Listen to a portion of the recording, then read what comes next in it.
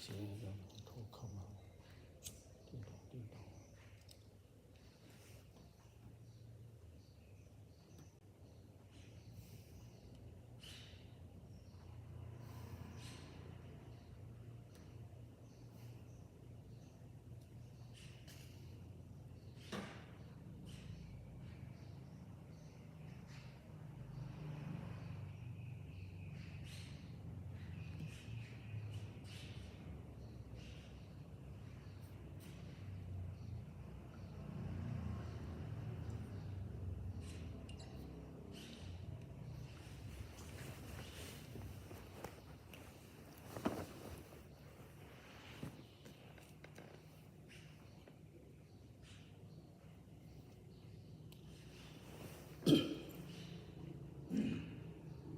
พุทธังมุเสมิขอดีกากุงเจ้าเก่าว่าพระเป็นสาวญาณายโตกาโกยัมโกวาเสียลาปังต่างเนื้อโอเกิงเงินเกลีติขายาโอธรรมังมุเสมิขอดีกากุงเจ้าหกบาตรากันจำญาณายโตกาโกยัมโกวาเสียละ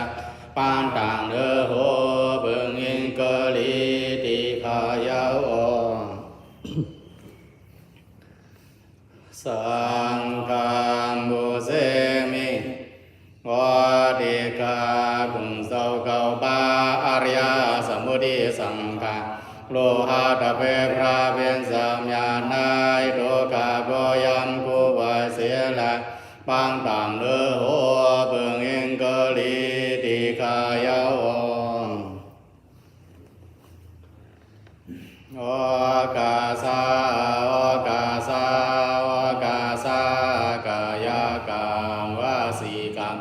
มโนกรรมนามกาโดยโสวาสกรรมเป็นกรรมดูสรเคิงเบิกลำลางเมาสังเมาเสียดาแปเสียนมิวเสนานาโยบุญดวาเปปังเอาหายามนายธรรมดีภารรดานาดารรดานาสังฆรดานา กาเดียรดานามยาเจ้าสามเบิงเสนานกามายัมกุกอมโหกอมโตผู้โสกุการวันไหวเฮลายทวนถึงบาดัมบาดุดียาดาดียาปองหนึ่งสองปอสามเป่าคู่เก่าอยู่มือเกิดต่างดันขวางสีเสวันเดนาโมยันกันดอวายดีกายาวนางอันพวนเลียงกาไหลมากรมนายุมือเกิดต่างดันขวางสีเสวันเดนาโมยันกันดอวายนายศาสตร์ละบานละเสกอลายรอสร้างกลางเสอาบิสีเบิงกับสามเบิงเองกัดแปดเบิงแกนลองหาเบิงวิบัติดาราสีเบิงยาสนาดาราเบิงเสนันเสียละตันลาจาสุจาเสียงวันเล่นเมื่อนานานหาหบไหลสันดารามาดาราโพดารานิพานดารามยานันเสกามโดยดีกาโนอาสินเดยาพระเป็นสาวนายดีกาสามรูปาวาหังพังตอนต่างดังเสียงและญาณาวายานบัญญาหัวนภายไว้แลที่มาหูเงาเสาเฮาเกโลเนเบือนลาโมเนภากาวาสังได้สือว่าโมเนภากาวาสวนสติกายาเสติยานามตาดุเสติธรรมเสติปริโภคเสติวเดสเสติตังกาเสติสีเสาเสนานวานากันธาราสสัมปันนัม พังอาย วามมาราสาเดียมพร้อมเพียงดีแลบัวพร้อมว่าหมอกแลสักพุทธกรรมว่าน้ำแลสังอากิติปัมว่าไฟเดียนแลสังเดมาบุเสมาดูดันเสียงดีก็ยาวิตัมเมปุญญาอาสาวกายาวะหัมหอดูกุศลดังดีดีในเฮาไลหอบยองเฮากาดังเจอเสมอแผ่วเดิงดีอันสาวสีแม่เสยยนหมดหายเตรียมร่วมตายนิพพานอนเสกามิดัมเมปุญญามากาภลานิพพานาสาปัจจโยหอดูกุศลน้ำมวลนันเก้ากาไหลมาดูด้านในอะไรหอถึงมาญาณปูญาณเนปะปีกาเทียนเสกามโดยดีกาโนพุทธกุณานันโตธรรมกุณานันโตสังฆกุณานันโตมาดาบิดุกุณานันโตสาริยกุณานันโตอิเมปัญจกุเนอหัมวันดามิสัพพตาวาจวิลาสกาวาจาสินเดยาสัมยุตตะวันเดสารากุณเบดามเดนามาตุลาวาสการูปาวิลาสการูปาสินเดยาสัมยุตตะวันเดสารากุณเบดามเดนามาตุลารูปาวาญาณาวิลาสกาญาณสินเดยะสัมโยดามวันเดสารากุณเบดามเดนามาตุลาญาณวาอิติวิลาสกาอิติสินเดยะสัมโยดามวันเดสารากุณเบดามเดนามาตุลาอิติมาเยวามาสินเดยาโพธากุณาอาสินเดียอาสินดีเยปัสสนานัมวิบากโกหอติอาสินดีโยเยวามาสินเดยาธรรมกุณาอาสินดียอาสินดีเยปัสสนานัมวิบากโกหอติอาสินดีโยเอวามาสินเดยาสังฆกุณาอาสินดียาอาสินดีเยปัสสนานัมวิบากโกหอติอาสินดีโย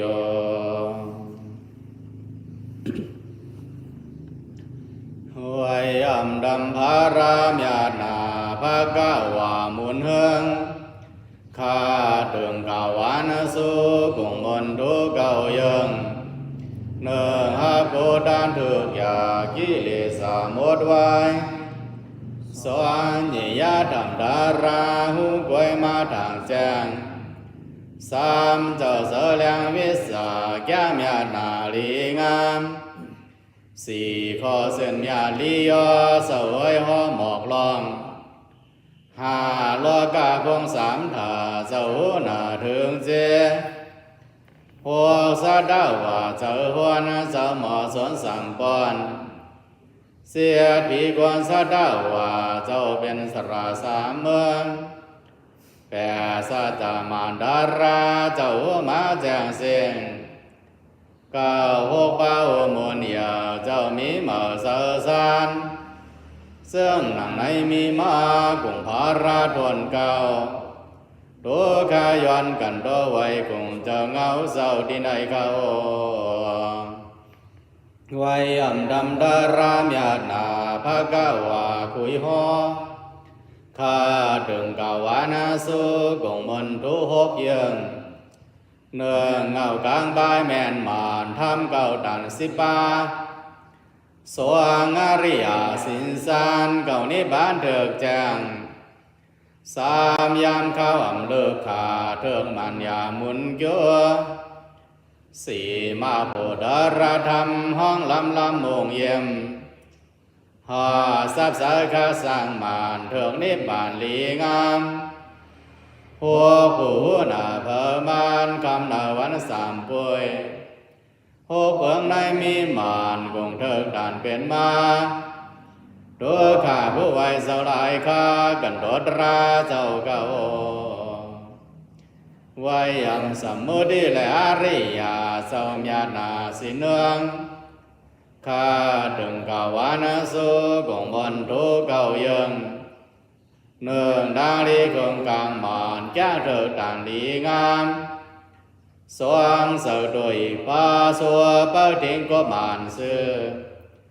สามเถิดถึงเมืองนิพพานดื้อกำมันดีสวง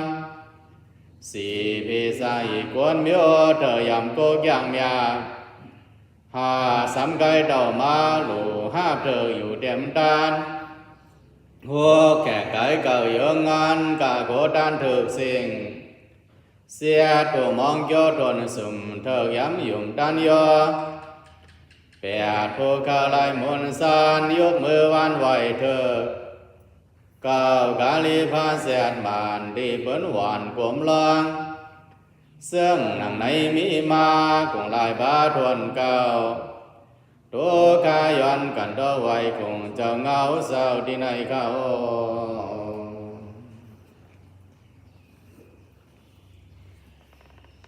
อะระหังสัมมา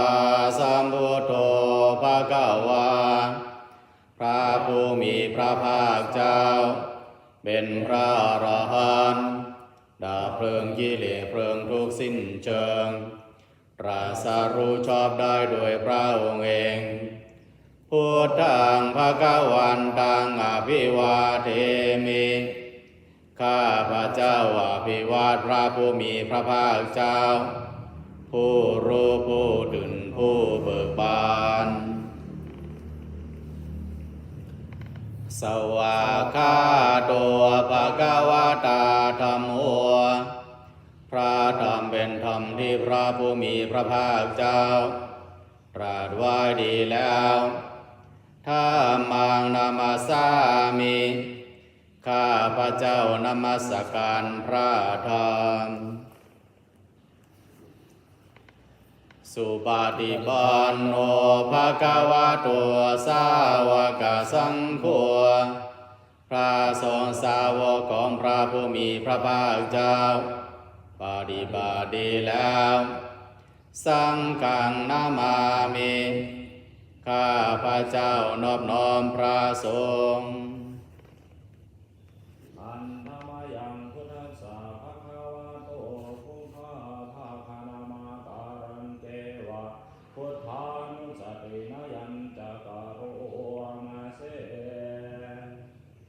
นะโม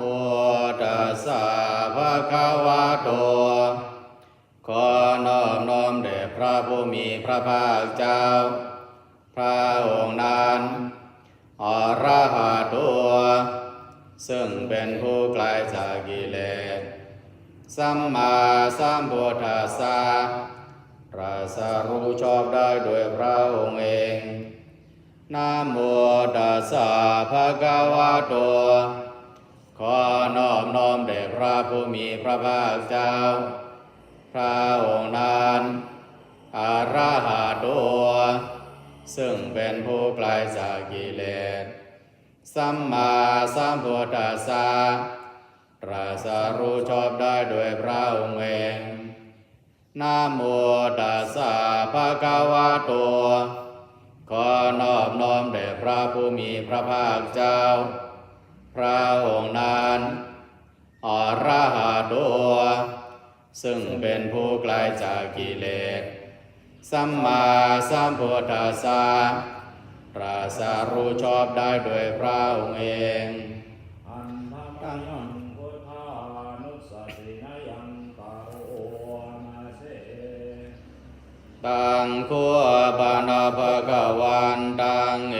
วังกัลลายาโนกิติสัตโตภุคะโตก็กิติศัพท์อันงามของพระผู้มีพระภาคเจ้านั้นได้ฟงไปแล้วอย่างนี้ว่าอิติปิโสภะคะวาเพราะเหตุอย่างนี้อย่างนี้พระผู้มีพระภาคเจ้านั้นอรหังเป็นผู้ไกลจากกิเลสสัมมาสัมพุทโธเป็นผู้ตรัสรู้ชอบได้โดยพระองค์เองวิชาจารณะสัมปันโน มโดยวิชาและจารณะสุขาโตเป็นผู้ไปแล้วด้วยดีโลกาวิโตเป็นผู้รู้โลกอย่างแจ่มแจ้งอนุตตรบริสัทธรรมสารถิเป็นผู้สามารถฝึกบุรุษที่สมควรฝึกได้อย่างไม่มีใครยิ่งกว่าสัทธาเทวมนุษย์สานังเป็นครูผู้สอนของเทวดาและมนุษย์ทั้งหลายผู้ตัวเป็นผู้รู้ผู้ตื่นผู้เบิกบานด้วยธรรมภควาติเป็นผู้มีความจำเริญจำแนกคำสั่งสอนศาสตร์ดังนี้อันธรรมยังพุทธาภิคิติงกะโอมาเสพุทธวารหันตวรตาธิกุณาภิยุตโตพระพุทธเจ้าประกอบด้วยคุณมีความประเสริฐแห่งอรหันตคุณเป็นต้นสุทธาภิญาณการุณาหิสมาคตตัวมีพระองค์อันประกอบด้วยพระญาณและพระกรุณาอันบริสุทธิ์โพเทสิโยสุชนะดังกามลังวาสุโรพระองค์ได้ทรงประทำชนที่ดีให้เบิกบานดูดอาทิตย์ทำบัวให้บานวันธามหังธรรมรณังศิรสาชิเนนทางข้าพระเจ้าไหว้พระชินาสีผู้ไม่มีกิเลสพระองค์นั้นด้วยเสียงกล่าว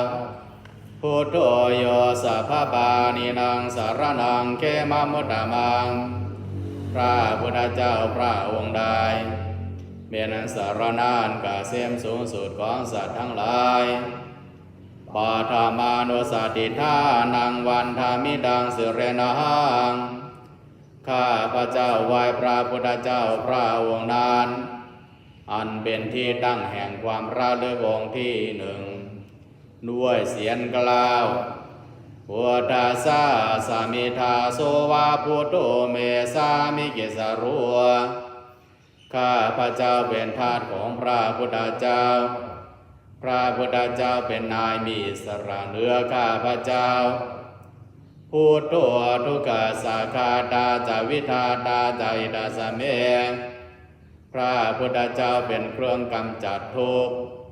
และทรงไว้ซึ่งประโยชน์แก่ข้าพระเจ้าพุทธัสสะหังนินยาเดมิสาริรันชีวิตังจิตังข้าพระเจ้ามอบกายถวายชีวิตนี้แด่พระพุทธเจ้าวันทันโตหังจาริสามิพุทธเสวะสุโพธิตัง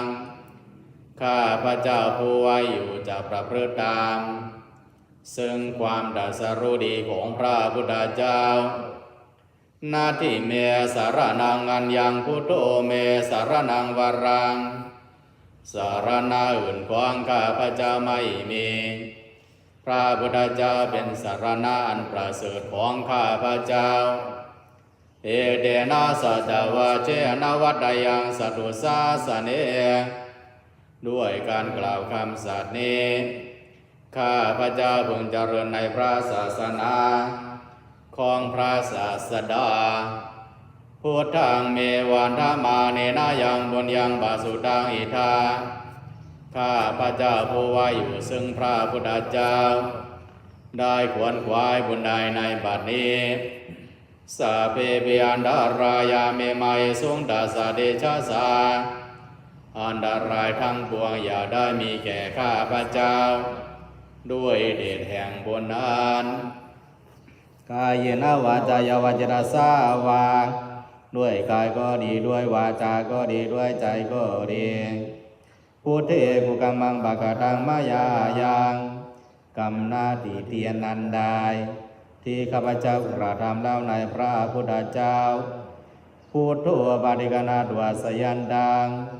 ขอพระพุทธเจ้าจงงดซึ่งโทษล่วงเกินนาน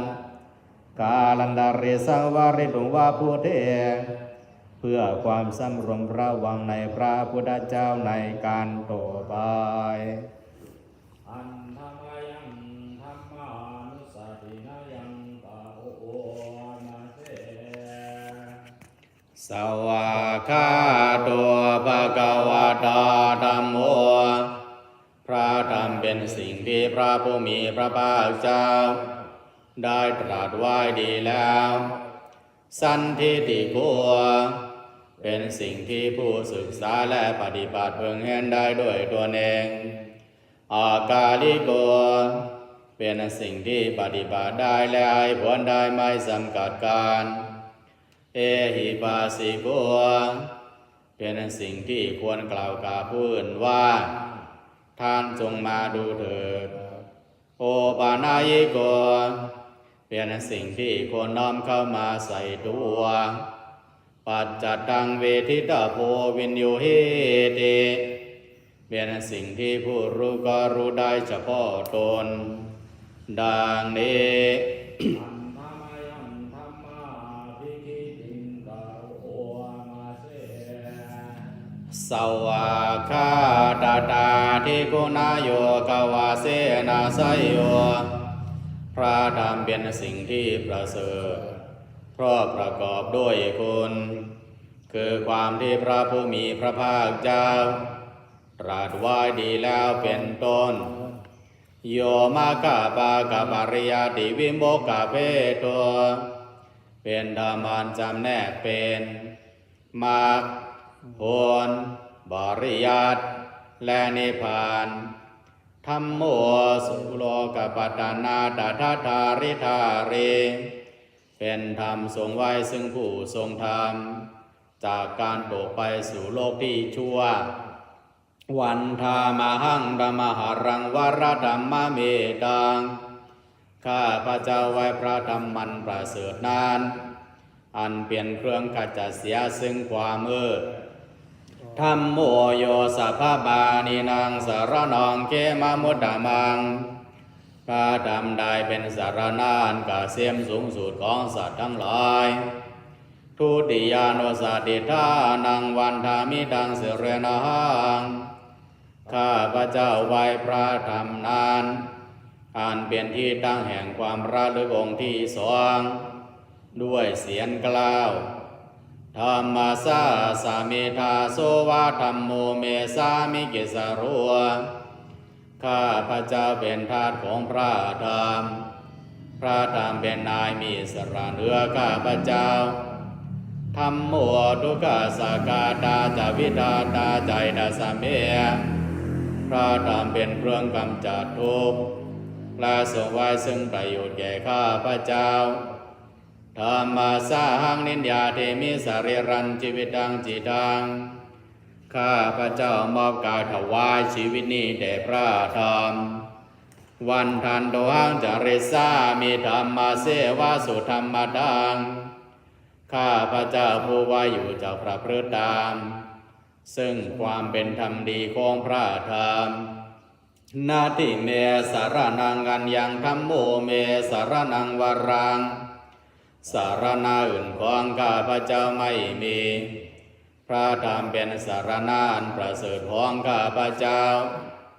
เอเตนะสัจวะเจนะวัตยังสัตุสาสเนด้วยการกล่าวคำสัตย์นี้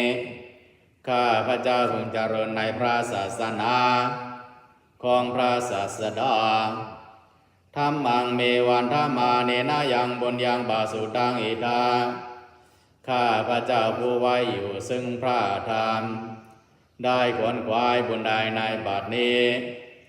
สาเพปิอันดารายามิมาเอสุงตัสสะเดชะสา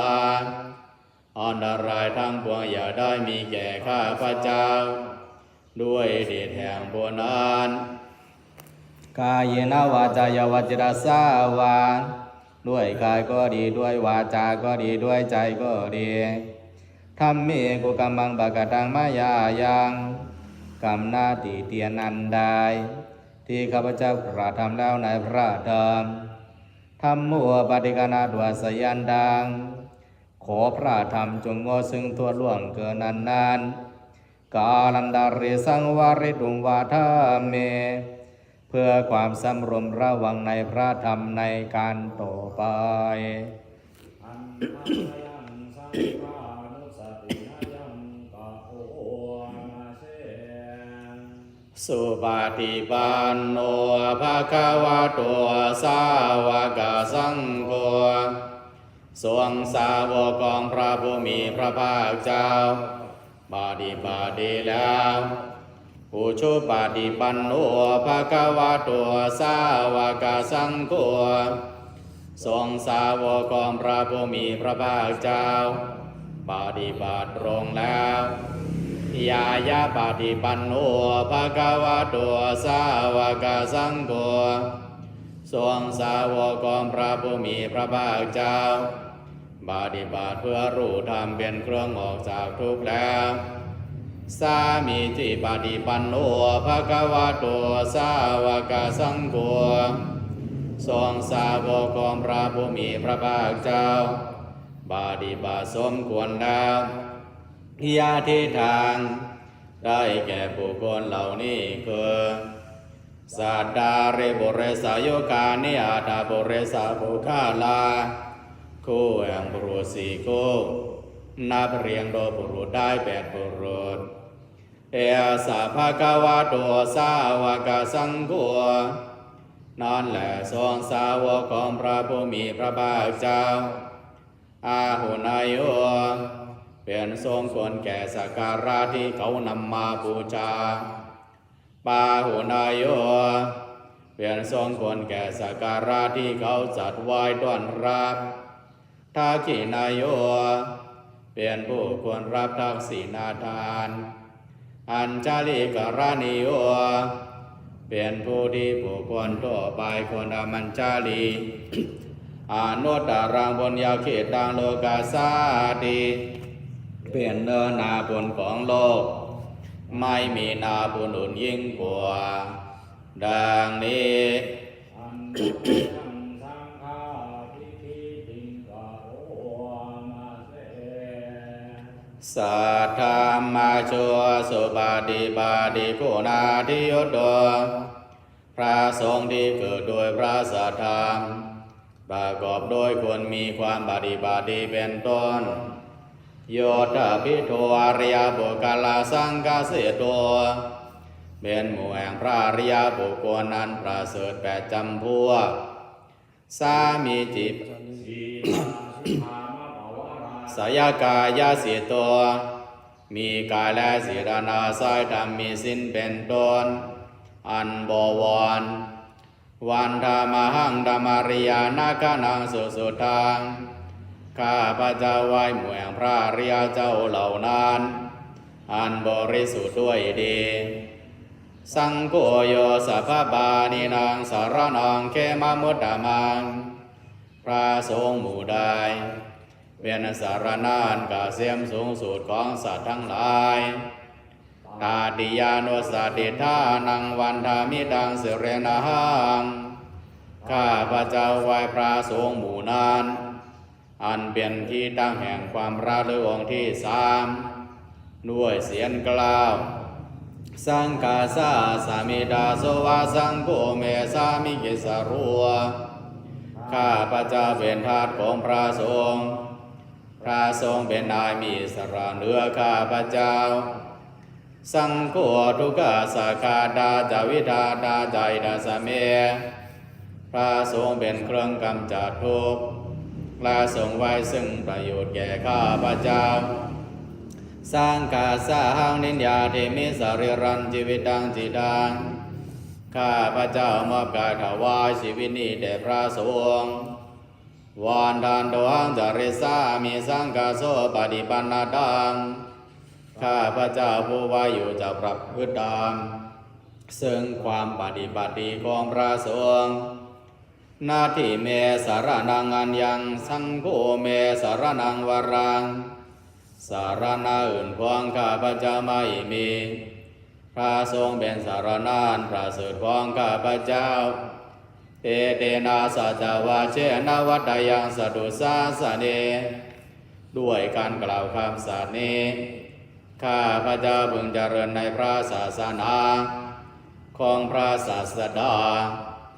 สังฆังเมวันธามาเนนะยังบนยังบาสุดังอิทาข้าพระเจ้าไว้อยู่ซึ่งพระสงฆ์ได้ขวนขวายบุญใดในป่านี้ สัพเพเปอันตรายาเมมัยสุงดาสะเตชะสาอันตรายทั้งปวงอย่าได้มีแก่ข้าพเจ้าด้วยเดชแห่งบุญนั้นกายเยนะวาจายาวจรัสสาวาด้วยกายก็ดีด้วยวาจาก็ดีด้วยใจก็ดีสังเขกุกัมบังปะกะดังมายายังกรรมนาดีเตียนนันไดที่ข้าพเจ้ากระทำแล้วในพระสงฆ์สังโฆปฏิกนาตัวสยันดังขอพระสงฆ์จงงดซึ่งโทษล่วงเกินนานกาลันดาริสังวาริดุงวะสังเคเพื่อความสำรวมระวังในพระสงฆ์ในการต่อไป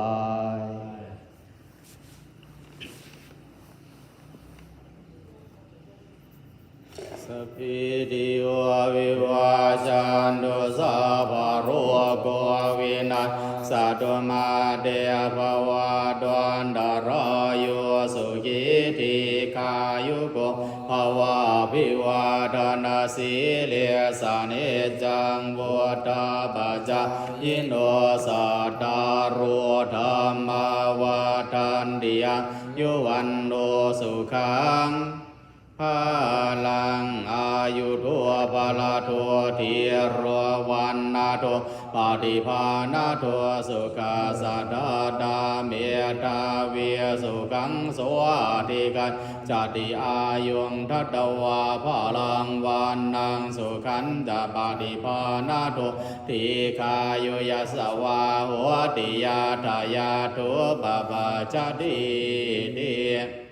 อาคาโตเวปะสันนานังอากังธรรมังวิจานาดังอาเคปุเทปะสันนานังทากินเยอนุตเรอาเคธรรมเมปะสันนานังวิรากุปะสะเมสุเขอาเค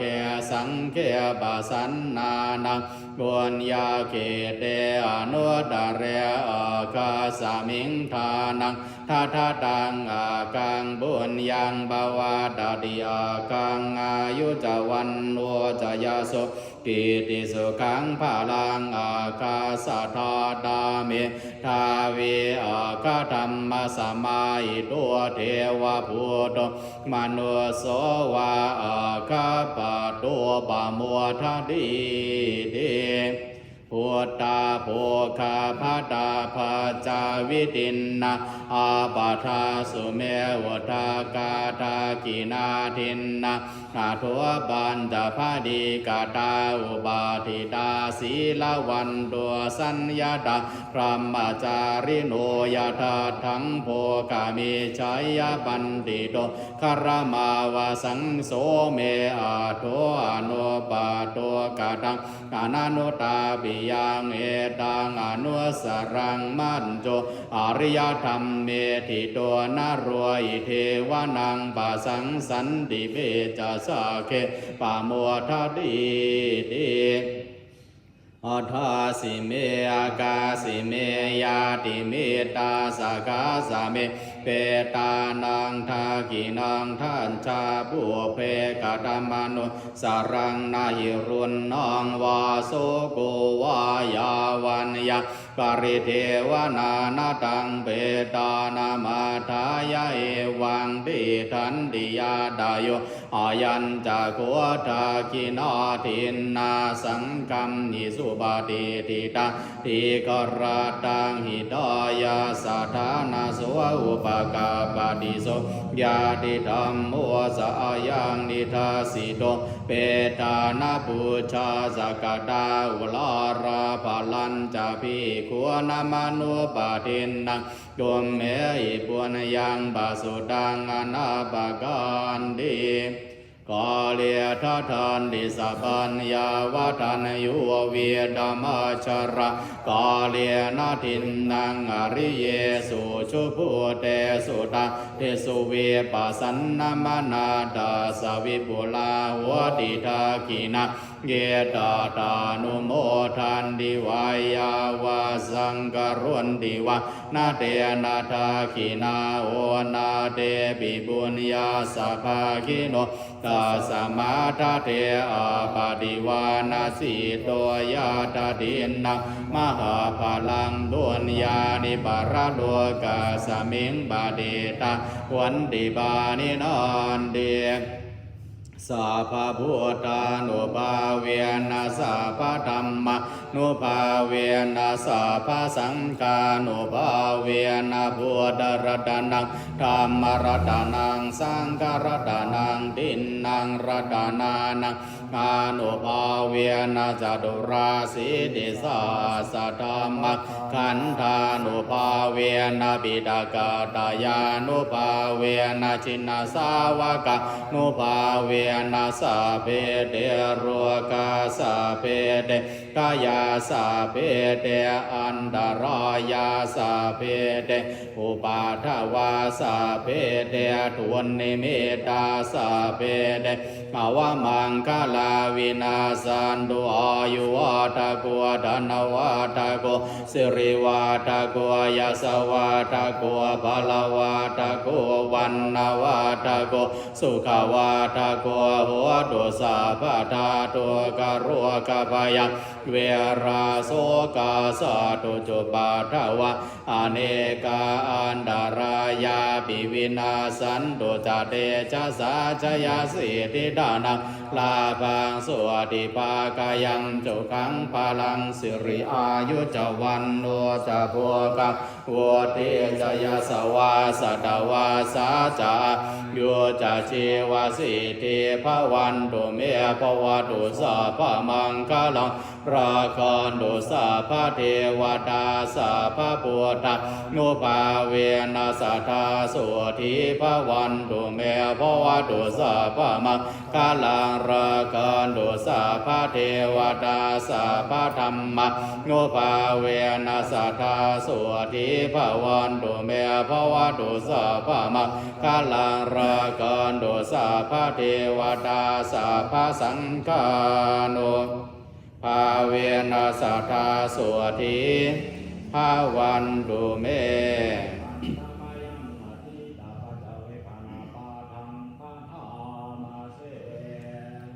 ชมายาปัจเวกิตวายังจีวรังปริพุตังตังยาวาเทวาสิดาสปฏิฆาดายาวันดาสปฏิฆาดายาทังสามกัสสวะดาดาบาสเรนสัพพะสัมปัสสนังปฏิฆาดายายาวาเทวายริโกวินาปฏิชาดานาตังชมายาปัจเวกิตวาโยปินทาปาโดปริพุโต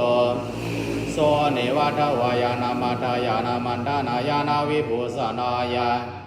ยาวาเทวายิมัสสกายาสติติยายาปานายาวิสุปารติยาพระมจาริยานุกายา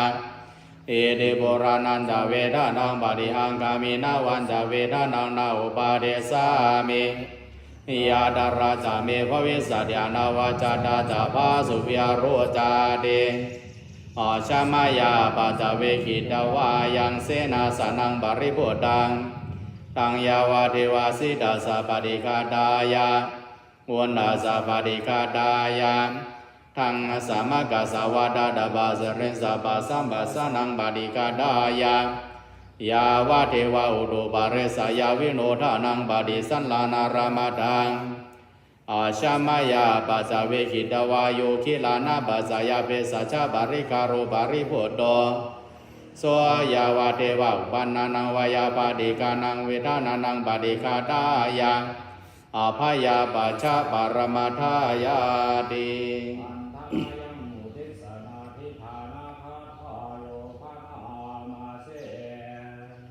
อิมินาปุญญากรรมเมนะอุปัชฌายาคุนุตตราอาสาริโยภาการาจามาดาบิดาสยดากาสุริโยจันติมาราชาคุณวันดานาราบิจาพระมมาราชาอินทาจาโลกาบาลาจาเทวดายะโมมิตามโนสาจามาจตาเวริกาบิจาสัพเพสัตตาสุขิโอนโดปุญญานิปกตานิเมสุขังจติวิดังเทนโดกิปังปาเปตาโวมาตังอิมินาปุญญากรรมเมนะอิมินาอุเดเสนาจาเก เกปาหังสุลาภิเสวาดันอุปาดานาเชตานังเยสันดาเนนาธรรมายาวานิพานาโตมะมังนาสันโดสัพพทาเยวายาถาชาโตภเวภเวโพชุจิตังสติปัญญาสันเลโกวริยามินามาราลาปันโดโนกาสังกาตุนจัวิริเยสุเมโพธาธิบาวารนาโทธัมโมนาโทวารุตตโมนาโทปัจเจกพุทโธจาสังโฆนาโทตาโรมะมังเตโสตามนุภาเวนะมาโรกาสังลาพันตุมายังกินเจกุสลังกัมมังกัตปังกริยังมามากายเนวาจามนาสาดิทาเสสุขดังกาดัง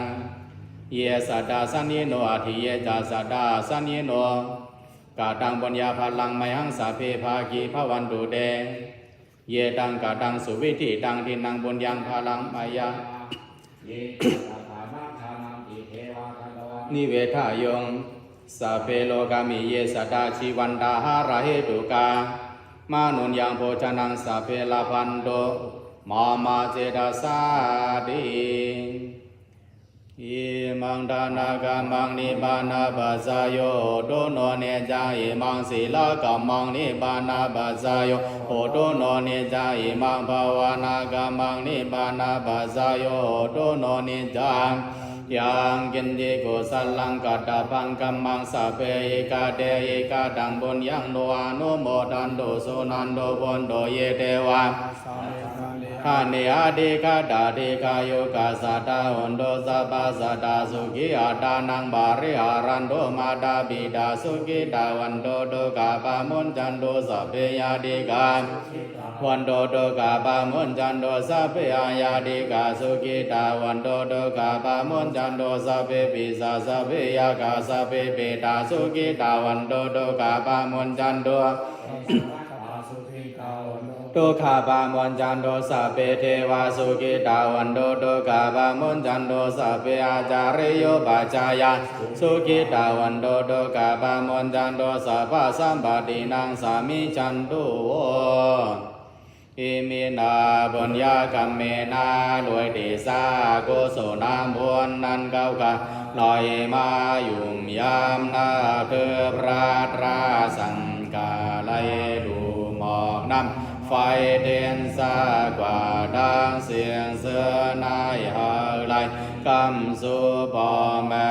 จาริยาญาติกาอมลอยเทวะเมืองผีออกบางเมืองสร้างสาวคงหลวงมาโตทุกสืบวัดกวิสีนิรายางารายเดรสานปิตาอาสุรเกเตอาเมืองก่อนล้อมอบสุดของสักยาวาลานันดาสักยาวาลาสัตวาโดอันโดดิสักขายขายอาดิลีโดดิขีกขายขายอาดิมยาเดียกาเดียกังโดยดังดีกุศลมวลนั้นเก้าคาไหลมายังงานดูท่านกว่าเย้านายหาไหลกำแก้มแถมจอดสู่เจ้าเฮากาหาไหลหัวเทืองมาสีบุสิเนปานเดิงเสพหังมันดังสิงเสกามโดยดีคาโนสาธุสาธุสาธุ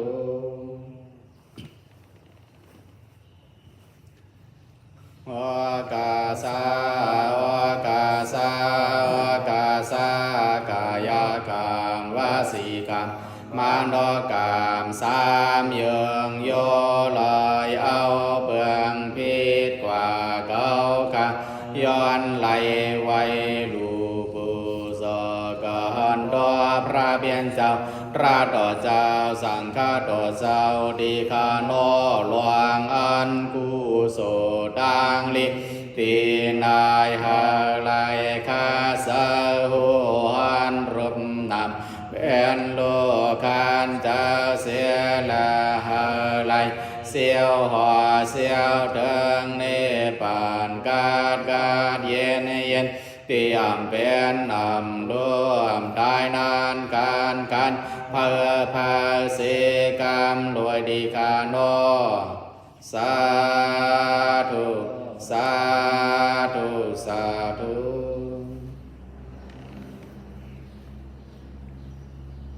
โ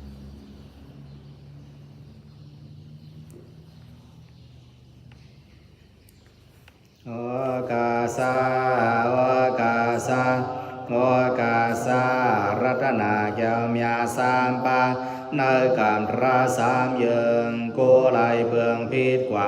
อาธรรมาสักเยิงเคืองในหาหมดจักตัวกาสังความหวังคู่วายหาไรทนสามถักวันตนาความย่อย่อนกันดอไว้ดีเขา